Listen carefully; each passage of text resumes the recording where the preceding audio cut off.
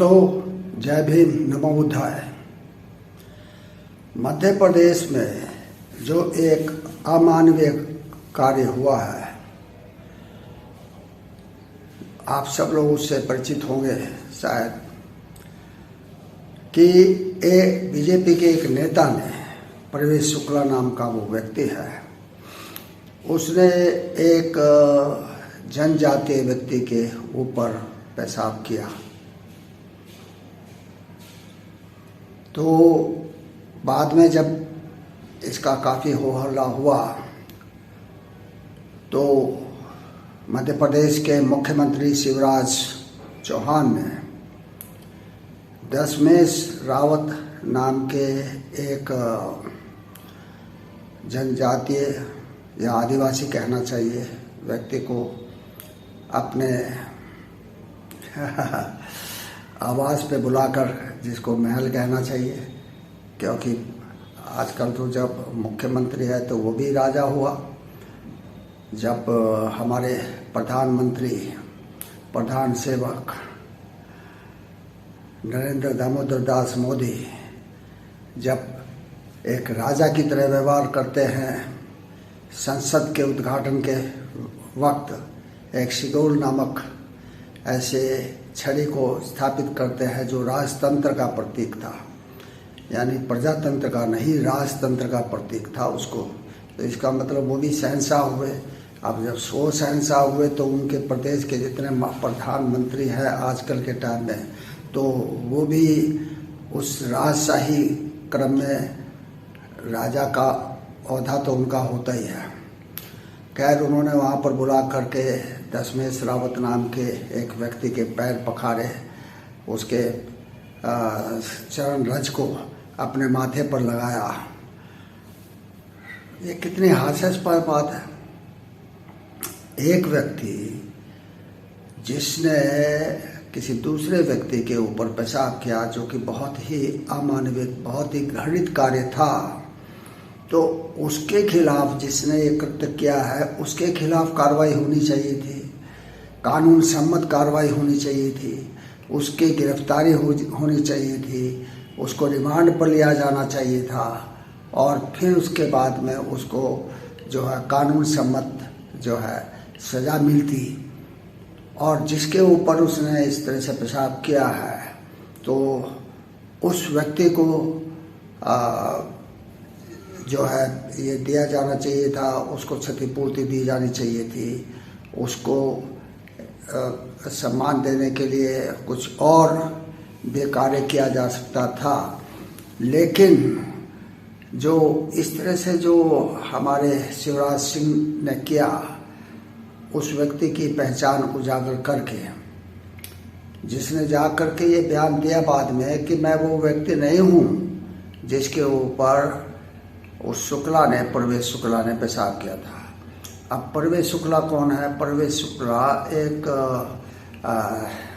छोट भैया नेता कहें या बड़ भैया नेता कहें, जो एक बहुत बड़े वहाँ के दिवंग जो है विधायक का प्रतिनिधि है, रघुवीर शुक्ला।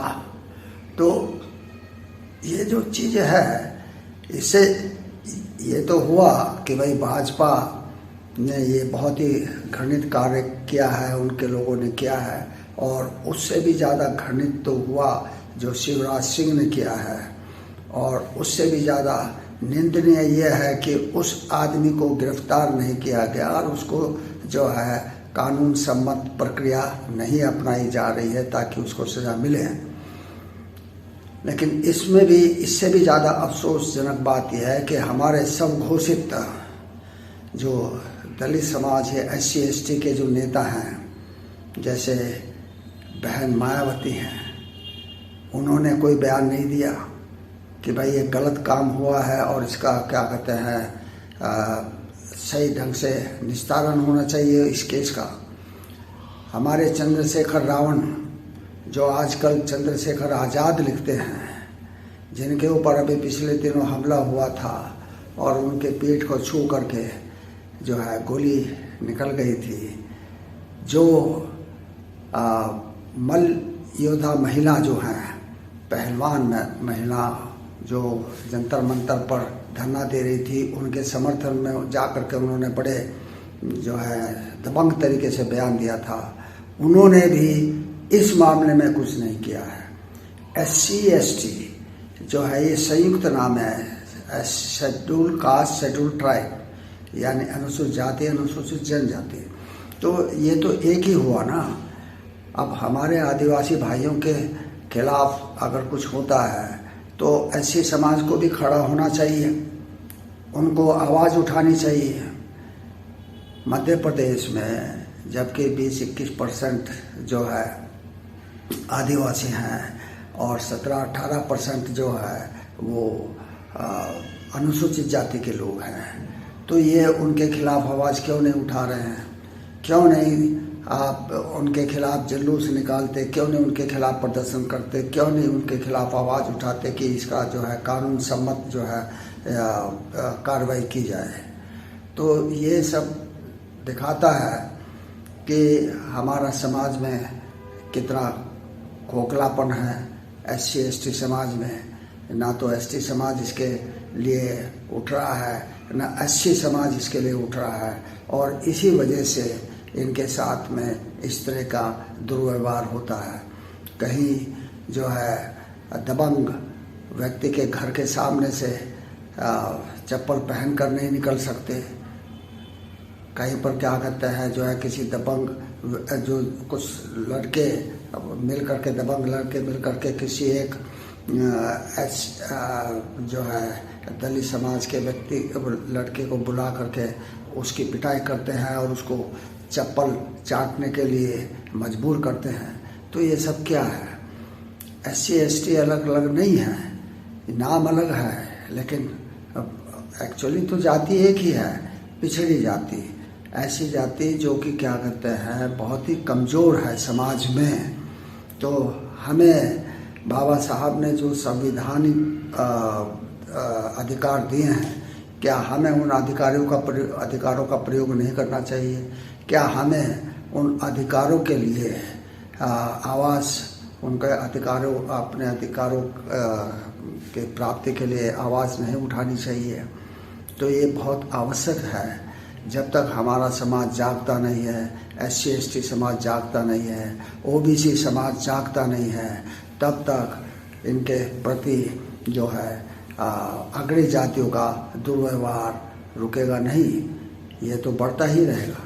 क्योंकि अब तो प्रजातंत्र लगभग ख़त्म करने की तैयारी कर रखी है हमारे प्रधान सेवक ने, और राजतंत्र लाने का जो है उनका प्रयास है। तो ऐसे समय में ऐसे जो है ऐसी विपन्न अवस्था में हम लोग आ गए हैं कि हम लोगों के ऊपर जो है अत्याचार बढ़ते जा रहे हैं, हमारे अधिकार छीने जा रहे हैं, हमें प्रताड़ित किया जा रहा है, और उसके बावजूद हम उसका कोई भी जो है प्रतिकार नहीं कर पा रहे हैं, उसके खिलाफ आवाज़ नहीं उठा रहे हैं। तो ये हमारी कमजोरी को दर्शाता है, जिसके प्रति हमें सोचना चाहिए, विचारना चाहिए।